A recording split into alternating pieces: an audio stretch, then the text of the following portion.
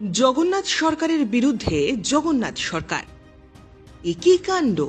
BJP প্রার্থী জগন্নাথ সরকারের নামেই এবার নির্দল প্রার্থী হয়ে দাঁড়ালেন আরও এক জগন্নাথ সরকার। এ নিয়ে তৃণমূলের চক্রান্ত বলেই অভিযোগ রানাঘাট লোকসভা কেন্দ্রের বিজেপি প্রার্থী জগন্নাথ সরকারের। বুধবার নদিয়া রানাঘাট দক্ষিণ বিধানসভা নির্বাচনী ভোট প্রচার শুরু করেন বিজেপি প্রার্থী।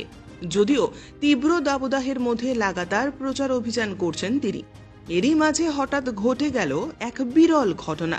সূত্রের খবর, রানাঘাট লোকসভা কেন্দ্রের নির্দল প্রার্থী হিসেবে হঠাৎ নাম উঠে আসে আরও এক জগন্নাথ সরকারের। যদিও হিরে চিহ্নে তিনি দাঁড়িয়েছেন, এ নিয়ে সাংবাদিকদের কোনো রকম প্রতিক্রিয়া দেননি নির্দল প্রার্থী জগন্নাথ সরকার।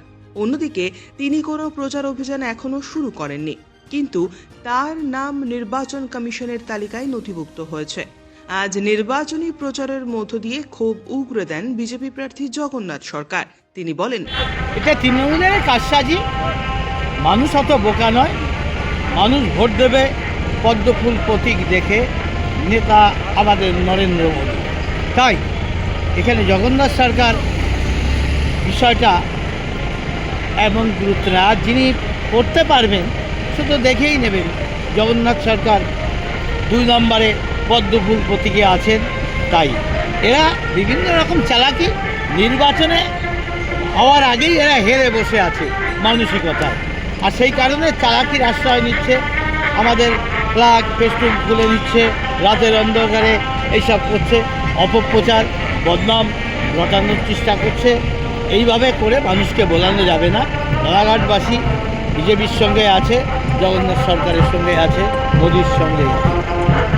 যদিও জগন্নাথ সরকারের তোলা অভিযোগ সম্পূর্ণ উড়িয়ে দিয়ে রানাঘাট লোকসভা কেন্দ্রের তৃণমূল প্রার্থী মুকুটমণি অধিকারী বলেন, জগন্নাথ সরকার দাঁড়িয়েছে, কোন জগন্নাথ সরকার তাতে অপ্রাসঙ্গিক হয়ে পড়েছেন, কোন জগন্নাথ সরকারের যৌক্তিকতা নেই রানাঘাট লোকসভার মানুষের কাছে, সেটা আমার কোনো আলোচ্য বিষয় নয়। যে কোনো ব্যক্তি ভোটে কন্টেস্ট করতে পারেন, সেটা জগন্নাথ সরকার নামে হতে পারে, অন্য নামেও হতে পারে।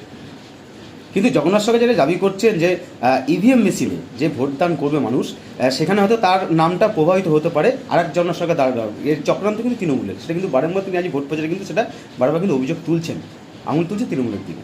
ওনার কাজ তো অভিযোগ করা, অনুযোগ করা। উনি এর আগে অভিযোগ করেছিলেন যে রাজ্য সরকার ওনাকে কাজ করতে দেননি। উনি এখন অভিযোগ করছেন যে কোনো একজন, আমি জানি না কে, নির্দল প্রার্থী জগন্নাথ সরকার দাঁড়িয়েছে, তার জন্য উনি ভোট পাবেন না। আসলে উনি ভোট পাবেন না। 2019-এ ওনাকে দেখে কেউ ভোট দেয়নি, সেটা রানাঘাট লোকসভার মানুষ ভালোভাবে জানেন। এবার এই বিজেপির বিদায়ী সাংসদ অপদার্থ জগন্নাথ সরকারের পরাজয় অবশ্যম্ভাবী।